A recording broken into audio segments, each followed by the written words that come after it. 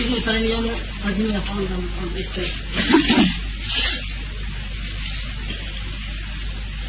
Endi İbn Hanbali mazhab bo'lganlarmış. İmam Ahmad Hanbali'nin mezheplari. Şeyhülislam bo'lganlar o'z davrlarida. Şeyhülislam bo'lganlar o'z davrlarida. Shunaqa laqab bo'lganlar. U kishining kitoblari bor. Fatovolari ham bor u kishining.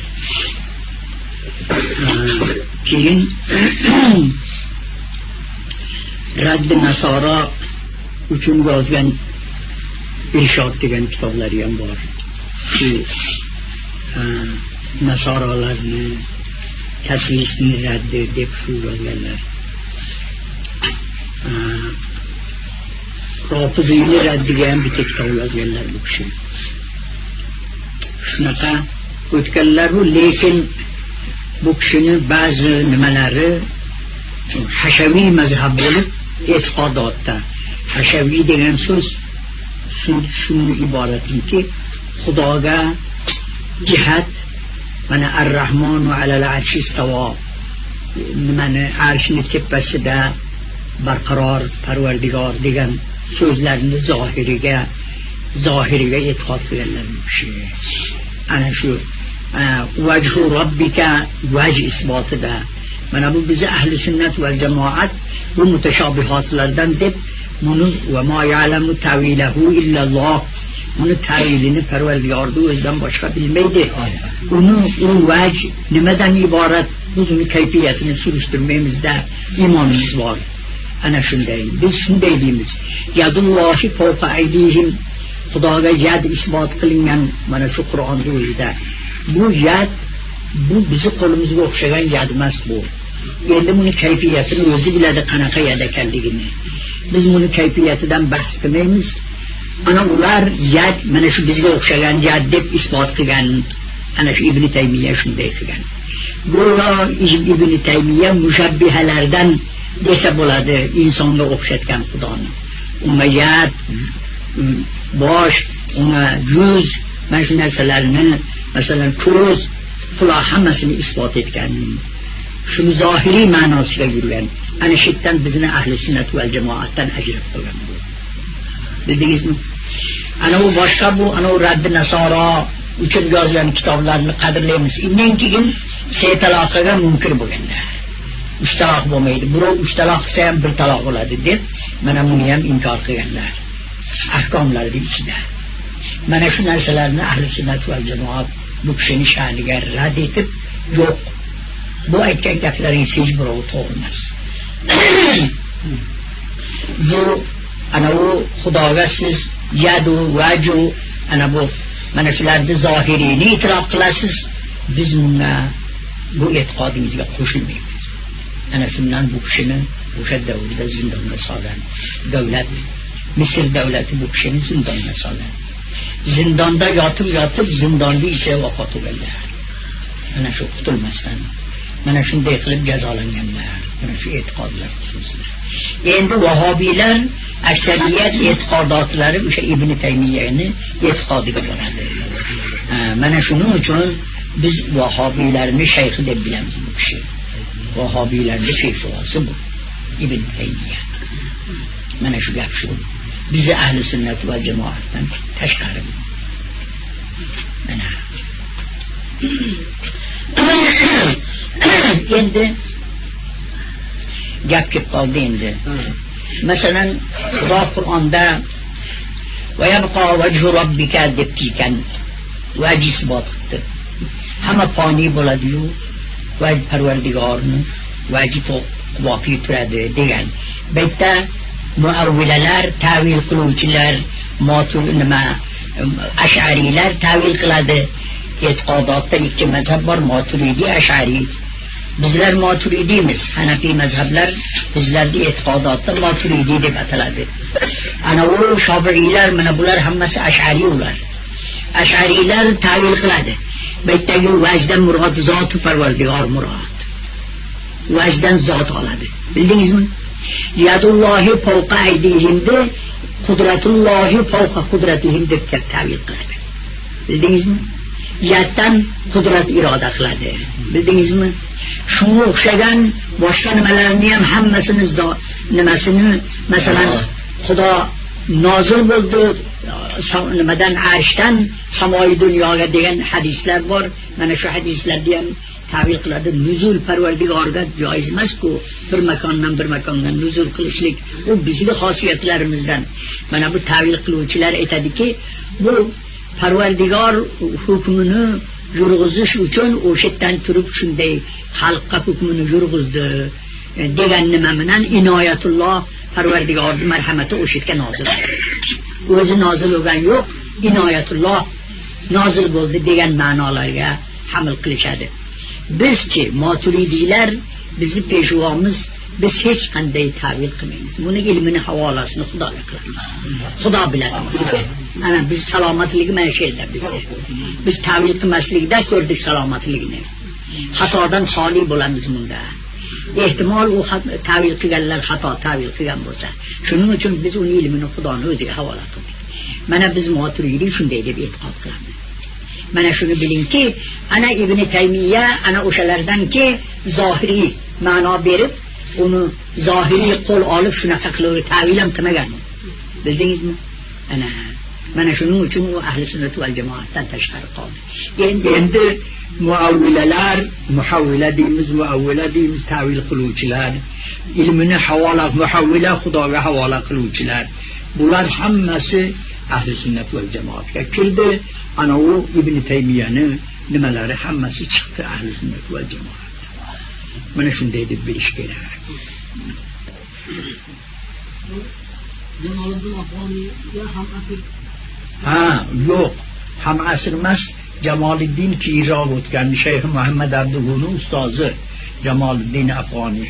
Endi Shayx Muhammad Abduhu ham ko'p o'zini aqidalarini Ibn Taymiyaga nima qiladi?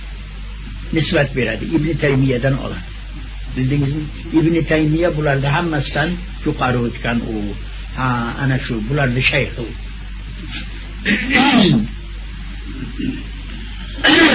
Vahobiyatni ana shu keyingi vaqtida vahobiylar hammasi shu Ibn Taymiyaning mazhabida.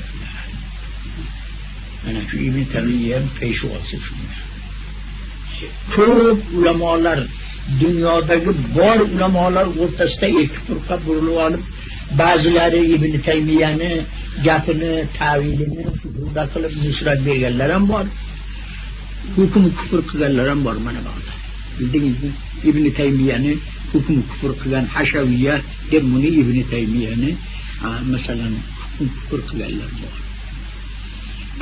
Mana shunaqa bir-biriga rad, bulardan ham risola bor, ulardan ham risola bor. Bir-biriga rad badallari juda ko'p ulamolar ixtilof qilgan bu to'g'rida. Har holda endi mana bu hozirgi mana Nabahoniyni, Yusuf Nabahoniyni she'rlarida Ibn Taymiya xususida bu kishi gapiribdilar. Bu kishi aytadilar, biz buni hukm kufr qilmaymiz. Chunki buni ko'p dinga nusrat bergan kitoblari bor. Uni qadrlaymiz bu kitobni, hamma fe'lini ham yomon ko'rmaymiz. Endi xato qilib qo'ydi, bid'atga, mubtadilarga qo'shilib qoldi. Uni mubtadi deymiz, uni kofir demaymiz dedilar. Bid'atga qo'shilganlar.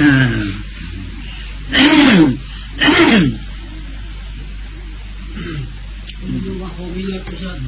Yomon fe'llarni olishga deganlar. Ana shu juda bular mana keyingi vaqtda bular g'ulu qilib shu yo'lda yurmaganlarda hammasi kofir deyilgan. Mushrik deyilgan. Mana Mustag'isni mushrik deb Ibn Taymiyani o'zi ham aytgan ekan. Mustag'is deb masalan Rasulullohni vosita qilib, vasila qilib, Xudodan bir narsani tilasa Rasulullohni vosita qilganni Mustag'is deydi. Ana shemandan ba hurmati Rasululloh shu baloni daf qiling deb Rasulullohni qilgin deb Xudodan Rasulullohni vosita qiluvchilarni Mustag'is deydi. Shu istig'osa qiluvchilarni kofir, mushriklar, endi kal mushrikina deb aytgan ekan Ibn Taymiya. Mushriklarga o'xshagan. Endi buni orasida haligi mana نما دي حشوي مذهب يعني خداغا بالجهات ويادو شنخ إثبات قلب خداغا مكان إثبات قلب عشان تبستدب من شنخ ديگن قفلر عقيدة لربارمون Kur'an'da juda ahkam var Kur'an'da. Buna ahadisi Resulullah bilan sabit ko'p narsalar.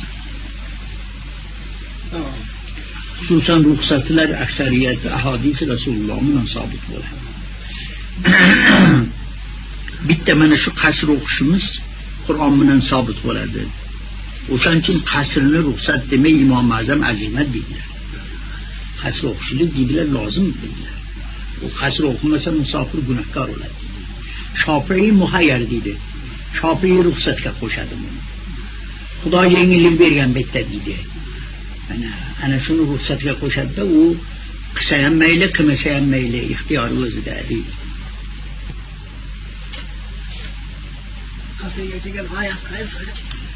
لا جناح عليكم فإذا ضربتم في الأرض فليس عليكم جناح أن تقصروا من الصلاة إن خفتم أن يفتنكم الذين كفروا إن الكافرين كانوا لكم عدوا مبينا.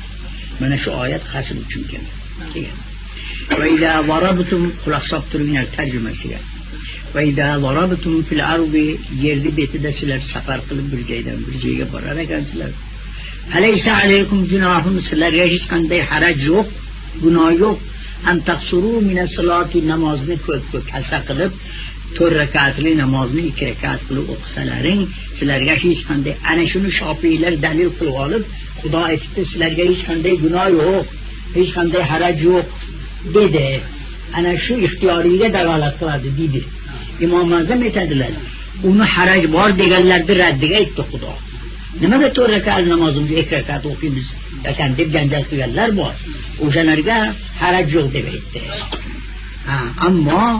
Ammo mana bu hadis unga qo'shimcha vaqtiki islom kengaydi, hamma Arabiston musulmon bo'ldi, Makka fath bo'ldi, hech amn amonda hamma yo'q tinchlik bo'ldi. Hazrat Umar roziyallohu ta'ala anhu Rasulullohga ekanlar, ya Rasululloh. Xudo in xiftum an yaftinakum alladina kafaru degan. Agar qo'rsalaring kofirlarni bironta yo'llaringni to'sib sizlarni o'ldirib shunaqa qilib mollaringni olish shunaqa narsalardan qo'rsalaring tezroq namozni kaltaroq qilib o'qib ketaveringlar. Biz hech kimdan qo'rqmaymiz-ku. Endi nimaga biz 4 rakatli namozni 2 rakat qilar ekanmiz? Dedi. Deganlarda endi nimaga qasr qilamiz? Dedilar. Mana shu yerdan kelib chiqyaptiki, podshoni ehsonini rad qilsangiz ham bir gunohkorday ekansiz. Bildingizmi? Mana shuning uchun mana masalan 3 kun 4 kun hayit kunlarida roza tutishlik makruh, nojoiz, harom, roza tutma. Roza ibodat narsa bo'lsa nimaga buni tutmaslikka? Men desaki ziyofatullohdan inkor qilganing bo'ladi bu. Xudo ziyofat qilaman deyapti, uni qabul qilmayman, men roza tutaman deysan, ana Xudoni ziyofatidan bo'yin tovlayapsan. Ana shuning uchun bu roza joiz emas. Ana shunga o'xshagan bitta ham Xudo marhamat qilib 2 rakatga yengillik berib qo'yibdi. Endi buni qaytarib ol bu ehsoningni demasdan indamay qabul qilib olar endi buni.